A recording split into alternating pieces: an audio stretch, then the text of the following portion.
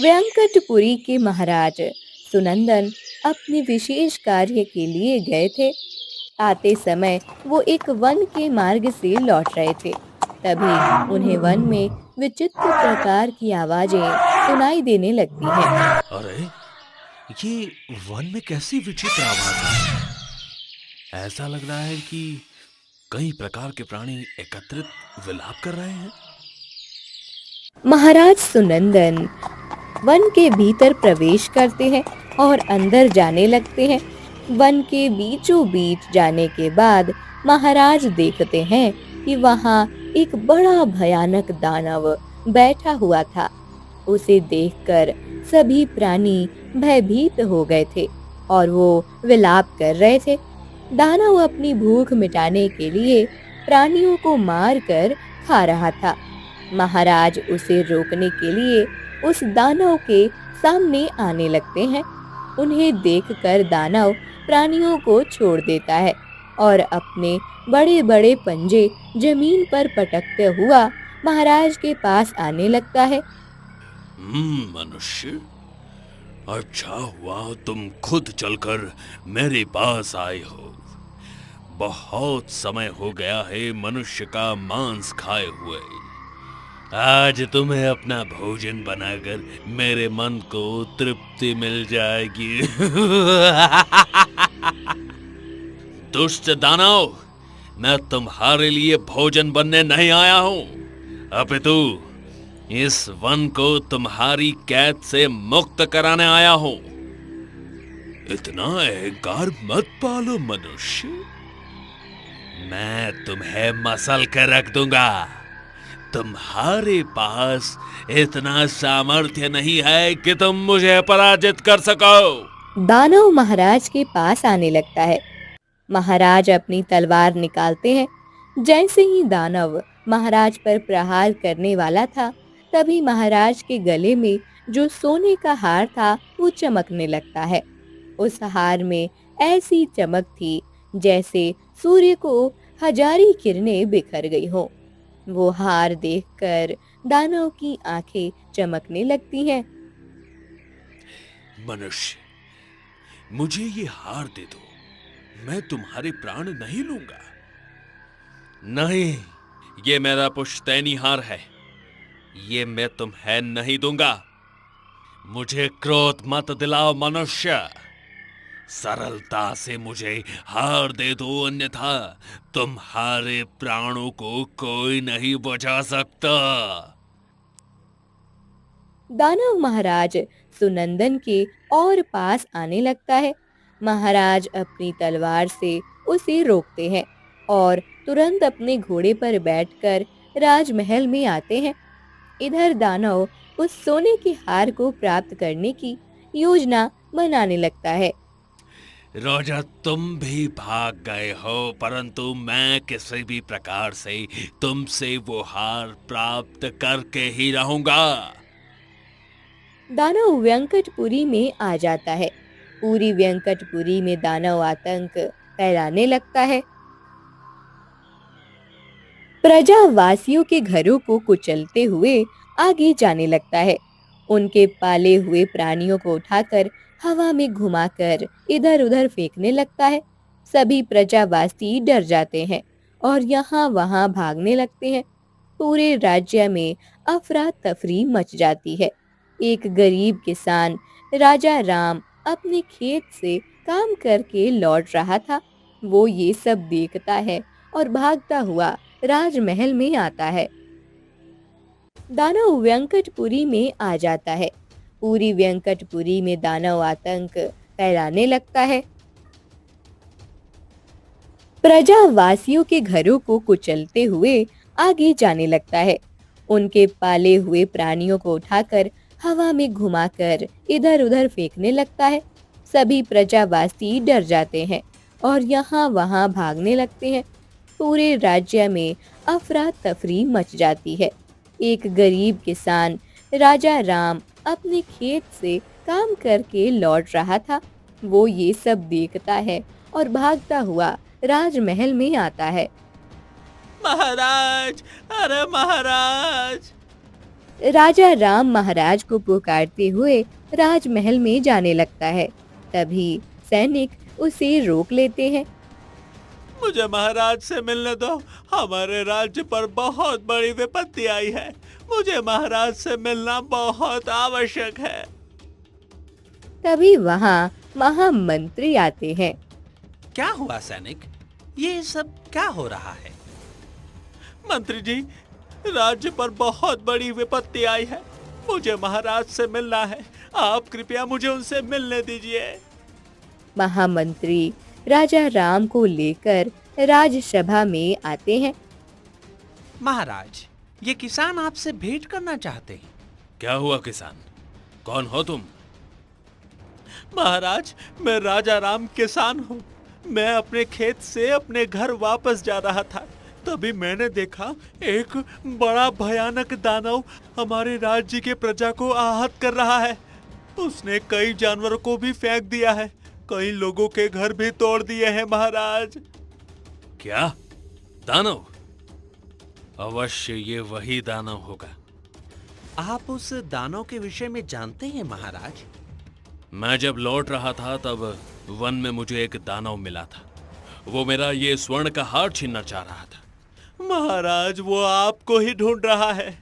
वो अवश्य मुझसे ये हार प्राप्त करने ही आया है। जब तक मैं उसे हार नहीं दूंगा तब तक वो मेरी प्रजा को आहत करेगा। महामंत्री चलिए। महाराज सुनंदन महामंत्री और राजा राम के साथ कुछ सैनिकों को लेकर वहां आते हैं। वो सामने देखते हैं कि सभी लोग दानव को देखकर भाग रहे थे। ये सब देखकर महाराज कहते हैं, दानव, तुम मेरी प्रजा को आहत क्यों कर रहे हो? राजा, मैंने तुम्हें पहले ही कहा था कि मुझे अपना ये स्वर्ण का हार दे दो, परंतु तुमने सरलता से मेरी बात नहीं मानी। अब मुझे वो हार किसी भी परिस्थिति में प्राप्त करना ही है। ठीक है दानव, मैं अपना ये हार तुम्हें दे देता हूं, परंतु मेरी प्रजा को छोड़ दो। उन्हें परेशान मत करो। महाराज सुनंदन अपने गले से वो हार निकालते हैं और दानव के सामने धरते हैं। ये लो, मेरा हार लो, पर मेरी प्रजा के प्राणों को संकट में मत डालो। दानव महाराज सुनंदन का हार ले लेता है और अपने गले में पहनता है। महाराज को लगता है कि अब उस दुष्ट दानव का संकट चल गया है, परंतु ऐसा नहीं था। महाराज को पता नहीं था कि आगे क्या होने वाला है। राजा, तुम्हें क्या लगा? वन से इतनी दूर मैं केवल इस छोटे से हार के लिए आया हूं? नहीं, यदि तुम्हारे पास इतना सुंदर हार है तो अवश्य तुम्हारे पास और भी बहुत स्वर्ण होगा। मुझे और ज्यादा स्वर्ण चाहिए। बताओ, तुम्हें कितना स्वर्ण चाहिए? मैं अभी तुम्हें देने की व्यवस्था करता हूँ। दानव अपने आसपास देखने लगता है। महाराज सुनंदन का राज्य बहुत ही समृद्ध था। दानव देख रहा था महाराज के मंत्री दास दासियों के शरीर पर भी स्वर्ण के आभूषण थे। इतना ही नहीं, महाराज का जो राजसी हाथी था उसके गले में भी सोने का कंठा पहना हुआ था। पूरे राज्य में धन धान्य की कोठारें थी। राज ध्वजा बाजार था। राज्य में कई धनिक लोग रहते थे जिनके बड़े बड़े भवन थे। ये सब देखकर, तो इतने समृद्ध राज्य के राजा हो, तुम्हारे इस राज्य को देखकर लग रहा है कि तुम्हारे पास और भी बहुत स्वर्ण होगा।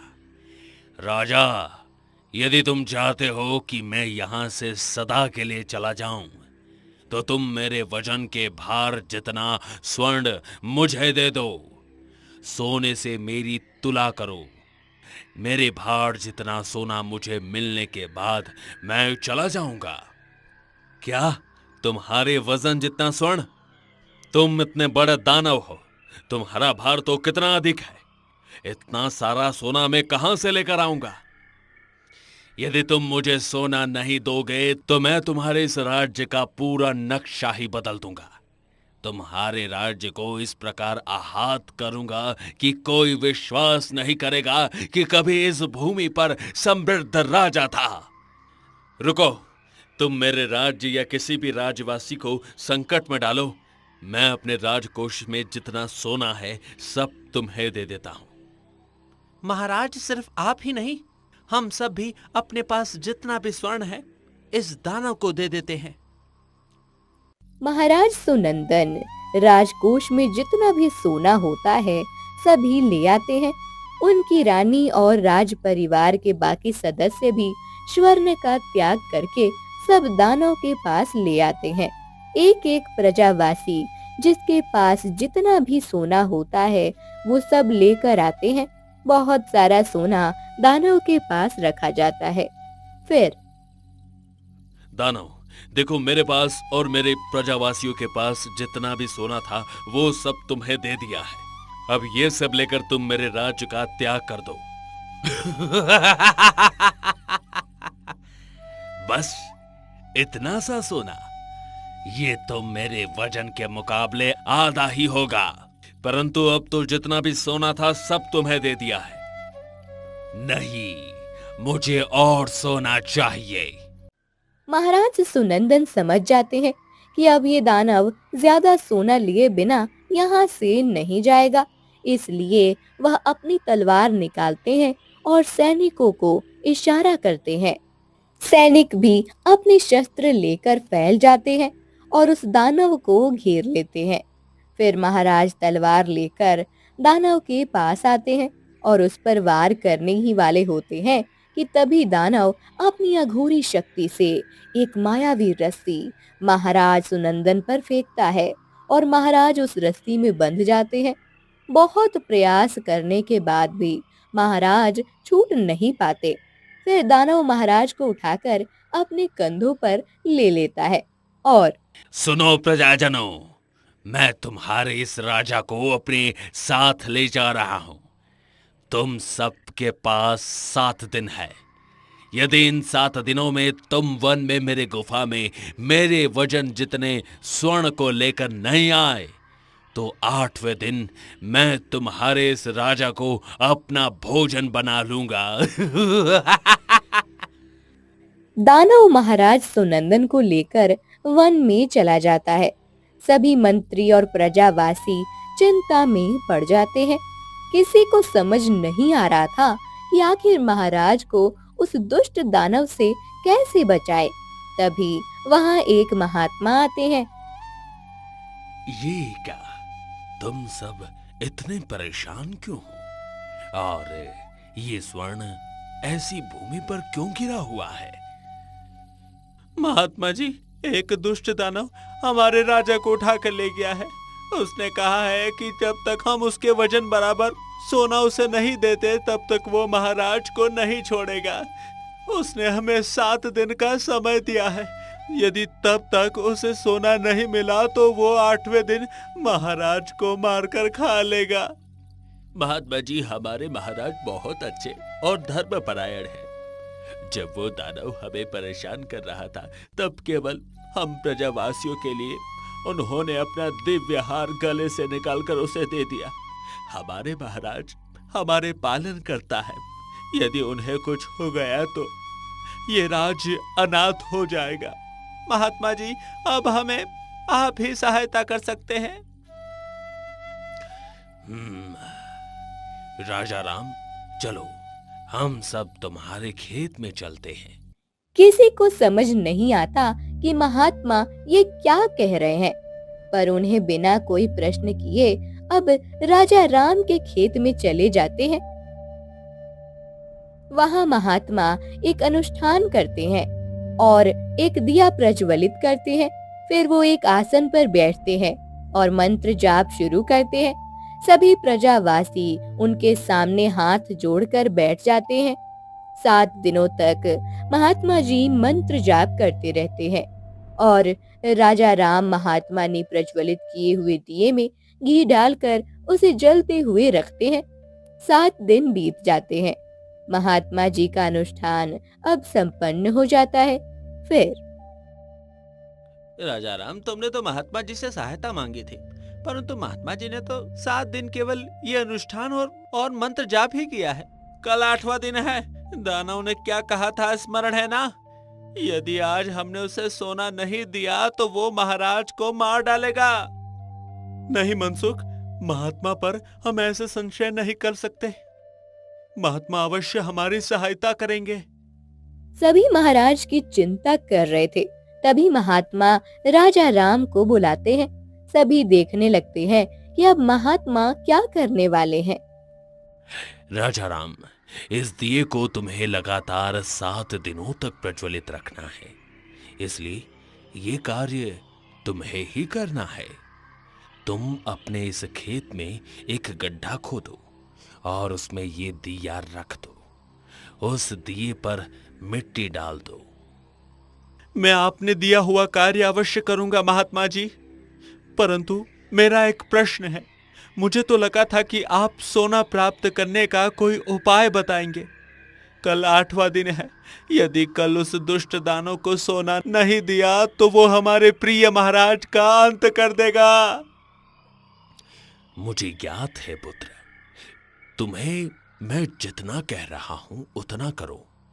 राजा राम वो दिया लेता है और एक गड्ढा खोदकर उसमें दिए को रखकर उस पर मिट्टी डाल देता है।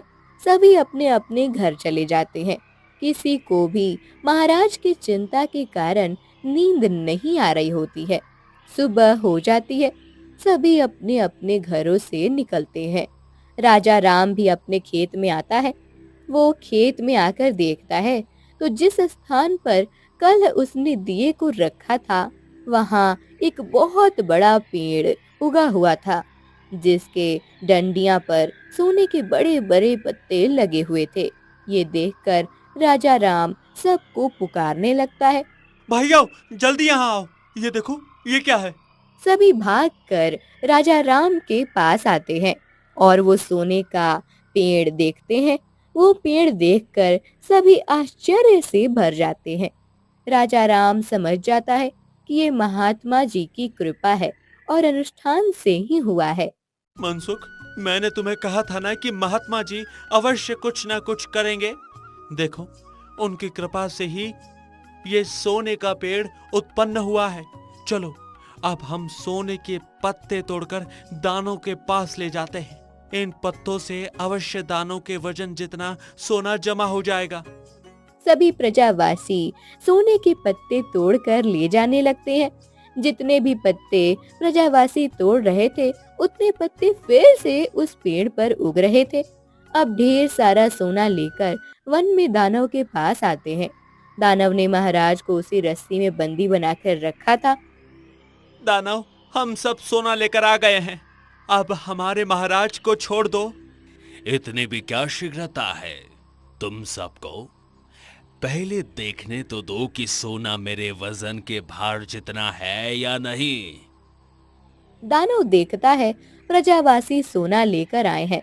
वो एक बहुत बड़ा तराजू लेकर आता है और उसके एक थाल में बैठ जाता है।